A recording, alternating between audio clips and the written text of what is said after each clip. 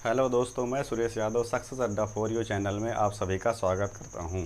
जैसा कि lecture number 8 हो चुका है, आज हमारा क्या है लेक्चर नंबर 9। तो हमने लेक्चर नंबर 8 में पढ़ा है स्टार डेल्टा कनेक्शन। तो स्टार डेल्टा कनेक्शन में हमने पढ़ा स्टार के बारे में, फिर डेल्टा के बारे में, फिर स्टार टू डेल्टा कन्वर्जन, फिर डेल्टा टू स्टार कन्वर्जन। ठीक, तो आज हम लोग पढ़ेंगे करंट डिवीजन रूल, जिसको हिंदी में बोलते हैं धारा विभाजक नियम। और दूसरा हम पढ़ेंगे वोल्टेज डिवीजन रूल, जिसको हिंदी में बोलेंगे वोल्टता विभाजन नियम। ठीक, तो हम लोग पहली हेडिंग डालेंगे करंट डिवीजन रूल, जिसको हिंदी में बोलेंगे धारा विभाजक नियम।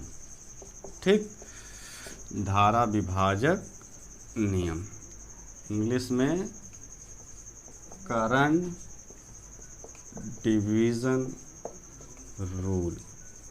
ठीक, करंट डिवीज़न रूल। तो हम लोग देखेंगे, हम लोग फिगर बनाएंगे एक समांतर करंट जो है विभाजन किस में होती है, समांतर परिपथ में। तो हम लोग बनाएंगे समांतर परिपथ, देखेंगे कैसे डिवाइड होती है धारा इसमें।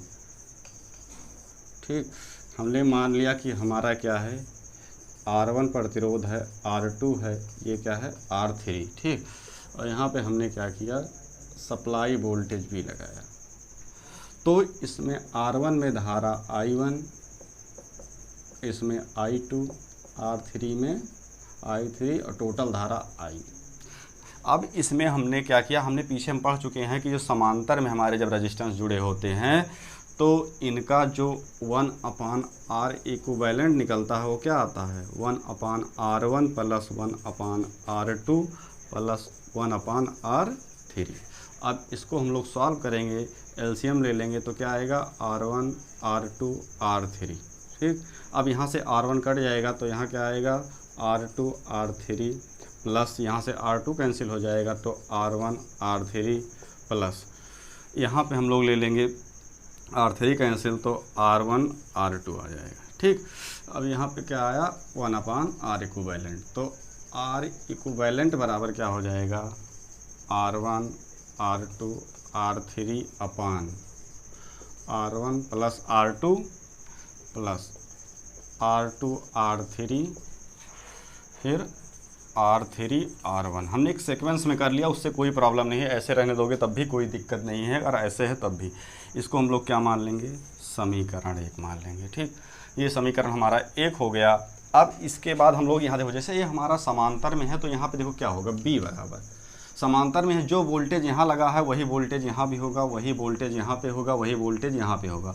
तो इसका मतलब क्या होगा B बराबर I1 R1 बराबर होगा कि नहीं, B1 जो होगा ये I इंटू R1, जो यहाँ वोल्टेज ड्रॉप होगा, जो ये वोल्टेज लगेगा इसी तो बराबर होगा। तो B बराबर I इंटू R1, या दूसरा क्या हो सकता है I2 R2, और तीसरा हमारा क्या होगा I3 R3।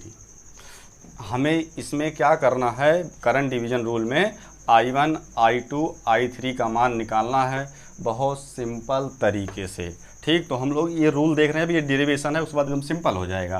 तो हम ओम के नियम के अनुसार क्या लिख सकते हैं, ओम के नियम से, ओम के नियम से। तो ओम के नियम के अनुसार क्या हो जाएगा B बराबर I इंटू R इक्विवेलेंट, यही होगा ना। R इक्विवेलेंट का मान हमें पता है, देखो B बराबर I, R इक्विवेलेंट का मान देखो ये दिया है, कितना दिया है R1 R2 R3 अपान R1 plus R2 R2 plus R3 into R1। ठीक, ये हमारा हो गया, ये मल्टीप्लिकेशन का चिन्ह है। अब देखो ये हमारा जो समीकरण 2 है, इसको मान लेते हैं समीकरण 2, जो भी मान लो। अब देखो इसका मान B बराबर क्या आ गया हमारा I into R1 R2 R3 upon R1 R2 plus R2 R3 plus R3 R1 आ गया ना।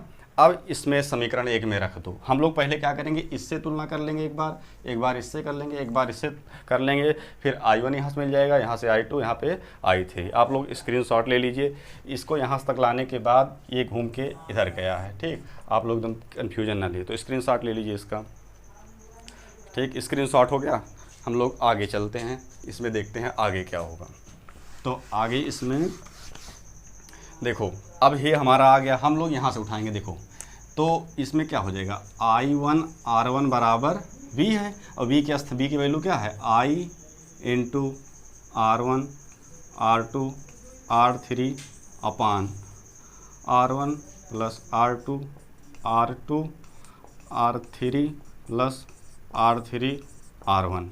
अब देखो यहाँ से कुछ कट रहा है, ये देखो R1 R1 कट गया, I का मान I बराबर क्या हो जाएगा, I1 बराबर I dot R2 R3 upon R1 R2 R2 R3 R3 R1। Clear. अब देखो ये हमारा I1 की वैल्यू ज्ञात हो गई, कुछ करना ही नहीं। देखो यहाँ से कैसे निकाले हमने क्या किया, जैसे I1 निकालना है इस सर्किट का, इसे पूरा सर्किट दिया है तुम्हें। देखो इससे फ़ायदा क्या हुआ, हमने वोल्टेज की वैल्यू ली थी, मगर वोल्टेज क्या हुआ, यहाँ से गायब हो गया। वोल्टेज की कोई ज़रूरत नहीं है, अब इस समीकरण में वोल्टेज दिया हो ना दिया हो, हमें धारा दे दे और प्रतिरोध बता दे, हम क्या करेंगे I1 I2 I3 ज्ञात कर लेंगे। वोल्टेज की ज़रूरत है नहीं, चूँकि यहाँ पर कहीं पर वोल्टेज आ ही नहीं रहा है, नहीं आ रहा है ना। अब देखो इसको कैसे निकाला गया, सिंपल वे में समझना, पूरा जो तरीका है उसको क्या है, I1 बराबर क्या हुआ, I1 में क्या आता है ऊपर इंटू I आ गया, I पूरी धारा। उसके बाद देखो I1 में क्या लगा है, R1, जो जिस परिपथ की धारा निकालना है उस प्रतिरोध को ऊपर हटा दो, और जितने प्रतिरोध हैं उनको लिख लो। देखो हमने क्या किया, उसको हटा दिया, R2 R3 ले लिया अपान, फिर R1 R2 R2 R3 R3 R1, दो को एक साथ में ले लिया। इसी प्रकार अगर तुम्हें किसका लिखना हो, I2 का, तो क्या लिखोगे, इसी प्रकार I2 बराबर क्या हो जाएगा। अब I2 है, I तो रहेगा सब में, I2 में I तो सब में रहेगा, मगर इसमें कौन सा क्या गायब होगा। देखो R1 R2 R3, अब की बार यहाँ पे क्या आएगा, यहाँ पे क्या आएगा, देखो I2 R2 ही तो आया, सॉरी चल I2 R2 ही तो आया। अब यहाँ पे देखो R2 कट जाएगा समझाने के लिए, तो I2 बराबर क्या आएगा, R1 R3 अपान, नीचे नहीं बदलेगा, नीचे बार बार क्या होगा, वही रहेगा, R2 R3 plus R3 R1। Clear. अब इसी प्रकार तुम्हें अगर क्या निकालना है, I3 सॉरी, अब यहाँ पे अगर तुम्हें I3 ज्ञात करना है तो क्या करोगे, I3 ज्ञात करने के लिए हमारा ये जो मान आया था I1 R1 बराबर I2 R2 I3 R3। अब देखो ये निकालना है, तो यहाँ पे देखो क्या है, I3 R3 बराबर क्या है, मान फिर वही वैल्यू पुट कर दो, ये वाली बी वाली, I into R1 R2 R3 upon R1 R2 R3 R1। ये हो गया। अब देखो यहाँ से कटेगा क्या, R3 ये कट गया ना। अब देखो I3 की वैल्यू क्या होगी,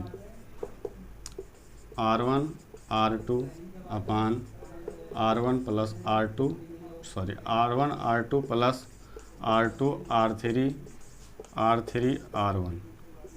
क्लियर। देखो हमने I1 I3 निकाला, तो एकदम दोस्त तीनों फार्मूले में क्या हुआ है, कुछ भी नहीं हुआ है। इसमें देखो तीसरे में जब I1 निकाला गया तो उसका I3 निकाला गया, 3 के साथ R3 ऊपर गायब हो जाएगा, वही R1 R2 R3 R1 सब जुड़ जाएंगे।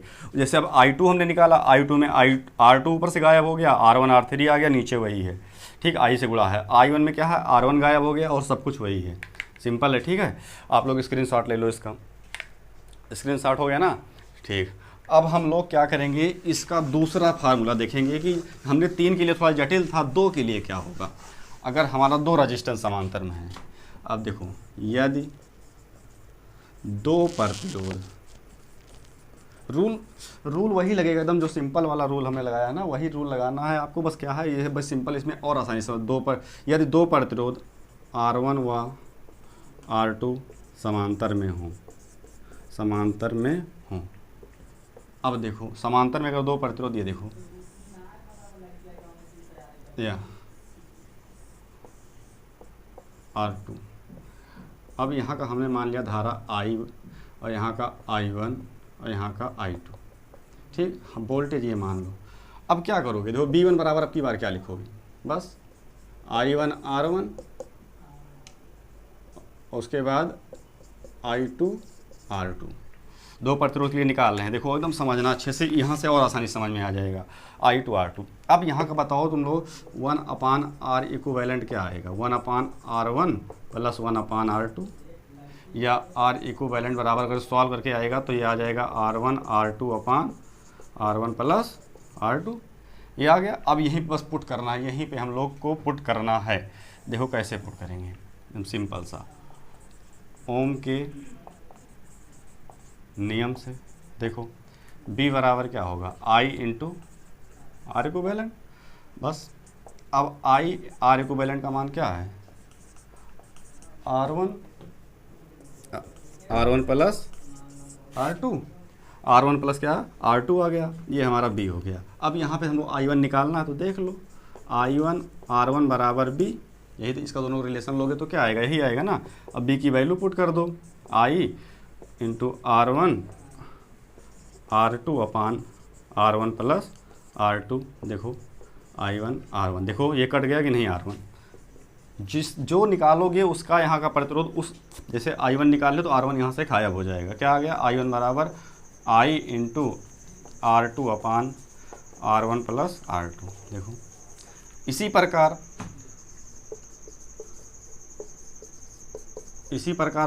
I2 बोलो तो डायरेक्ट बोल सकते हो। I2 क्या आएगा, I तो आएगा ही। अब इसके साथ में देखो I है हटाओ तो यहाँ पे R2 आएगा, नहीं आएगा, क्या आएगा, R1 आएगा, नीचे बदलेगा ही नहीं, R1 प्लस R2। तो ये समझ में आया, समझ में आया होगा। बहुत सिंपल सा था ये, एकदम सिंपल सा, कि आप लोग इससे बिना वोल्टेज का मान, अगर धारा का मान दे दे, प्रतिरोध का मान दे दे, तो बहुत आसानी से मान को ज्ञात किया जा सकता है। जैसे एक छोटा सा हम लोग इस पर सवाल लेते हैं, आप लोग को समझाने के लिए छोटा सा, आप लोग इसका स्क्रीनशॉट ले लो, उसके बाद हम लोग लेते हैं एक छोटा सा सवाल इस पर। ठीक हो गया, इस पर हम छोटा सा एक सवाल लेंगे, दो प्रतिरोध के लिए लेंगे, फिर आप लोग देखिएगा कैसे इसका आंसर आता है।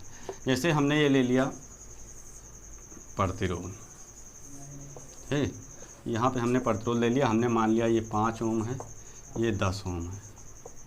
ठीक, यहाँ का हमने मान लिया धारा I1 निकालना है, यहाँ पे क्या निकालना है, I2 निकालना है। और यहाँ पे टोटल धारा हमारी क्या है, मान लो कि 30 एम्पियर। ठीक, 30 एम्पियर धारा है, यहाँ का वोल्टेज कुछ ना किया हो।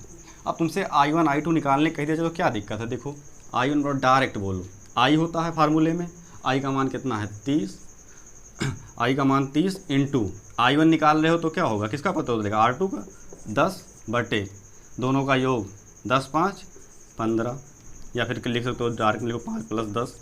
देखो क्या हो जाएगा, 30 इंटू 10 बटे 15, 15 के नम 15 दूना 30, 10 दूना 20 एम्पियर आ गया कि नहीं I1।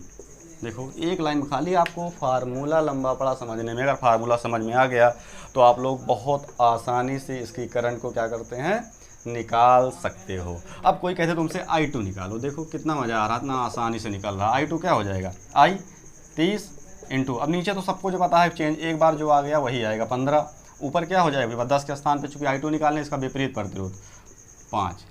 अब क्या हो जाएगा 15 दूना 30, 5 दूनी 10, I2 बराबर 10 एम्पियर। क्लियर, 10 एम्पियर आ गया ना, कोई दिक्कत नहीं ना, बहुत आसान सा नियम है। इसको आप लोग अगर सीख लिए तो बड़े जो टाइम लगेगा, टाइम टेकन सवाल में लगता है, जब आता है पेपर में, आप लोग तुरंत निकाल लोगे। आपको फार्मूला याद होना चाहिए, उसके लिए आपको प्रैक्टिस करना पड़ेगा। सवाल लेके अपने हिसाब से वैल्यू लो, प्रैक्टिस करो, आपका बहुत अच्छा चला जाएगा। तो आप लोग इस सवाल का स्क्रीनशॉट ले लो, फिर हम लोग आगे चलते हैं। ठीक है, तो आप लोग को धारा विभाजक नियम या करंट डिवीजन रूल समझ में आ गया होगा। तो हम लोग चलेंगे इसके बाद दूसरे नियम पे, जिसको हम लोग क्या बोलते हैं, वोल्टेज डिवीजन लॉ, या हिंदी में वोल्टता विभाजक नियम। ठीक, तो हम लोग इसमें आगे चलते हैं, इसको मिटा देते हैं। बस यहाँ पे अब क्या हो जाएगा, धारा के स्थान पे वोल्टता, क्या हो जाएगा, वोल्टता। ठीक, क्या हो गया, वोल्टता, या इंग्लिश में वोल्टेज। अब वोल्टेज विभाजन नियम, जैसे आपसे पूछ लिया करंट डिवीजन जो रूल था वो किस में अप्लाई होगा, सीरीज सर्किट में या पैरेलल, तो आपको हमेशा ध्यान रखना है पैरेलल सर्किट में, चूँकि जो करंट डिवाइड होती है, बढ़ती है कई भागों में, वो किस सर्किट में बढ़ती है, पैरेलल समांतर सर्किट में बढ़ती है। कभी भी सीरीज सर्किट में करंट डिवीजन लॉ लागू नहीं होगा, क्योंकि वहाँ पे पूरे परिपथ में करंट क्या होती है, समान होती है, और समांतर में डिस्ट्रीब्यूट हो जाती है, बढ़ जाती है, इसलिए वहाँ पे हमने क्या लगाया, करंट डिवीजन रूल समांतर परिपथ में।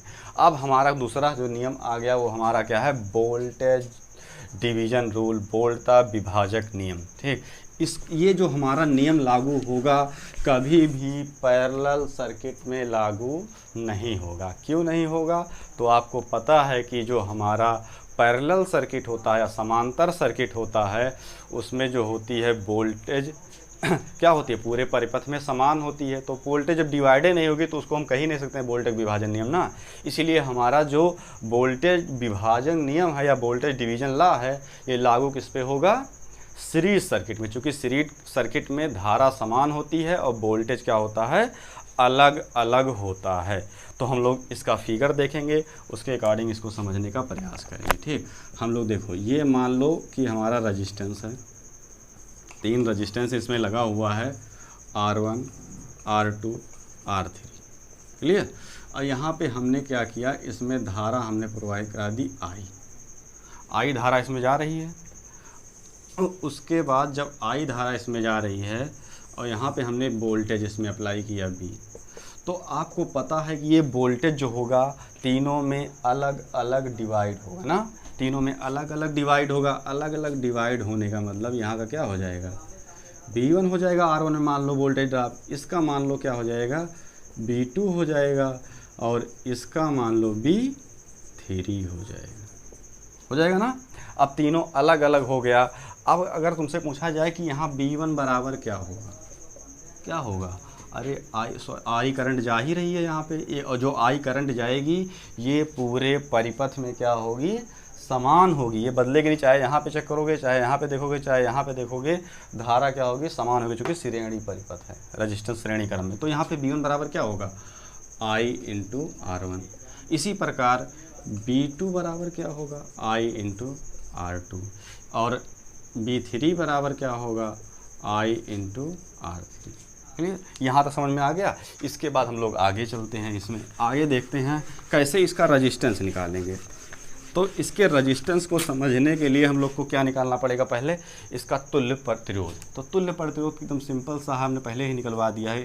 RQ बराबर बताओ क्या निकल के आएगा, R1 plus R2 plus R3, यही तो आएगा, चूँकि श्रेणी में जो डायरेक्ट जुड़ जाएंगे। अब ओम के नियम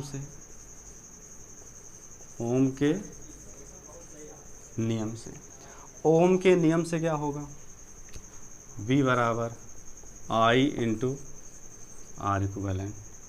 तो I बराबर देखो क्या होगा, यहाँ पे I बराबर V अपान R इक्विवेलेंट। कोई दिक्कत, इसको ट्रांसफ़र कर दिया गया। अब बताओ, इसमें V तो आ गया, अब इसमें आप लोग ये बताओ कि इसका R इक्विवेलेंट का मान कितना है। ये देखो R1 plus R2 plus R3, तीनों मान मिल गया ना। अब देखो ये R1 plus R2 plus R3, तीनों मान मिल गए। अब इस तीनों मान को मिलने के बाद हम क्या करेंगे, अब इसमें से इसमें रखेंगे। अब देखो यहाँ पे हम लोग रखने का प्रयास करें, क्योंकि हमें V1 फाइंड करना है ना। अब देखो इसको मान लेते हैं समीकरण 1, क्लियर, समीकरण 1, ये समीकरण 2 हो गया, क्लियर। समीकरण 1 तथा 2 से क्या आएगा, देखो V1 बराबर क्या हो जाएगा, I इंटू R1, और I की वैल्यू आपको पता है। देखो I की वैल्यू क्या है, V अपान R1 plus R2 plus R3। I1 की वैल्यू पुट करो, V अपान R1 plus R2 plus R3 dot क्या है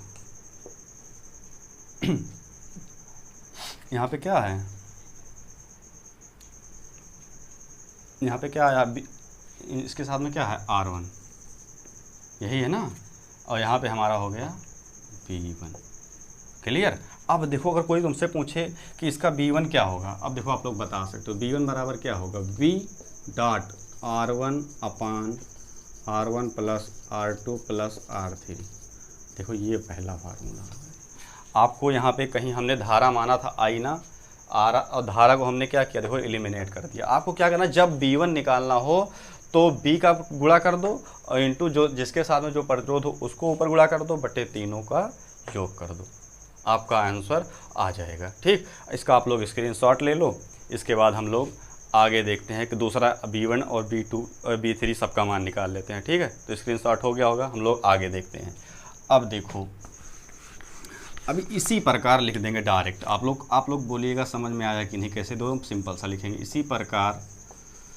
इसी प्रकार B2 बराबर बताओ क्या होगा, B तो होगा ही सब में, और B के बाद क्या आएगा, R1 था ना, जब B1 है तो R1, अब की B2 है तो क्या आ जाएगा, R2 आ जाएगा, और R2 आ जाएगा तो R1 plus R2 plus R3। बहुत सिंपल सा है ना।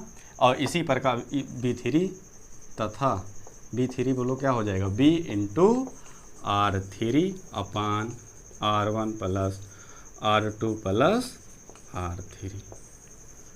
समझ में आ गया, बहुत अच्छा। अब समझ में आ गया होगा पूरा, बहुत सिंपल सा नियम था। अच्छा, अगर 2 के लिए हम भी बोल देता तो क्या करते हम लोग, इसका इतना स्क्रीनशॉट ले लो, फिर आगे 2 के लिए हम लोग बता देते हैं क्या होगा। ठीक, तो हो गया होगा 3 के लिए, अब हम लोग 2 के लिए देख लेते हैं कि 2 के लिए कैसे निकालोगे। अभी देखना, एक सवाल लेते हैं, बहुत आसानी से समझ में आएगा आपको कि क्या हो रहा है इसमें, क्या चीज़ है ये वास्तव में। देखो हमने मान लिया, देखो ये वोल्टेज हमारा B अप्लाई हो गया। अब देखो अगर 2 के लिए निकालना हो तो क्या हो जाएगा, जो हमने फार्मूला इस डायरेक्ट ही बोल दो, B1 बराबर क्या होगा, B तो हो ही जाएगा, अब B1 निकाले तो R1 हो जाएगा, R1 प्लस R2, 3 कर दे रहे थे, सामने वाला प्रतिरोध वही होगा। देखो इसी प्रकार B2 बराबर, B तो रहेगा, R2 है तो B2 है तो R2, R1 प्लस R2। देखो तुरंत आंसर आ जा, B1 B2 की वैल्यू तुरंत निकल रही है। अब एक छोटा सा हम लोग सवाल लेते हैं, फिर देखते हैं कि आप लोग निकाल पाते हैं नहीं। वैसे समझ में आ गया होगा, मगर एक सवाल छोटा सा ले लेते हैं एकदम आसानी से। ठीक, तो हमारा ये प्रतिरोध है, ये हमने देखो इतना सिंपल सा सवाल होगा कि आप लोग इसी में लगा दोगे कि इसका आंसर क्या आएगा। देखो हमने 3 प्रतिरोध लिया ना, आप लोग को इधर सॉल्व करने की ज़रूरत ही नहीं पड़ेगी, इसी में आ जाएगा। यहाँ का मान लो वोल्टेज हमारा क्या है 20 ना।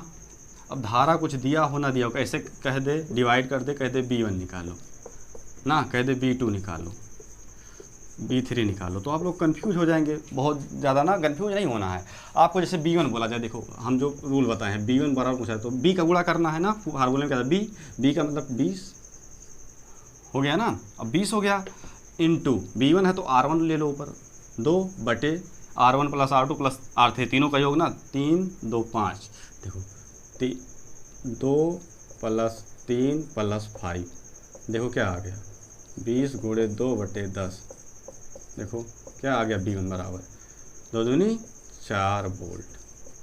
सॉल्व करना पड़ा, कहीं नहीं सॉल्व करना पड़ेगा, बहुत सिंपल हो जाता है सवाल। इसी प्रकार देखो B2, अब बताओ B2 बराबर आप लोग तुरंत बता दोगे कि 20 आ गया, और B2 निकाल लो तो इसका 3 रखोगे, और नीचे तो हमेशा फिक्स है 10 ही आएगा, तीनों का योग ही आएगा, तो 10 दूना 20। देखो B2 बराबर 6 वोल्ट ना। एकदम मज़ा आ रहा होगा ना, एकदम बहुत सिंपल सा था, खाली आपको समझने फार्मूले दिक्कत होगी, मत सवाल में देखो कितना तुरंत आंसर आ जाएगा। आपको 10-10 सेकंड एक आंसर निकालने में लगेगा, नहीं तो पुराना वाला प्रोसेस यूज करोगे तो सवाल बहुत लंबा हो जाएगा और टाइम जाएगा। हमें टाइम ही बचाना है पेपर में। ठीक, तो आप लोग इसको 1-2 बार वीडियो ज़रूर देखना, आपका एकदम क्लियर हो जाएगा।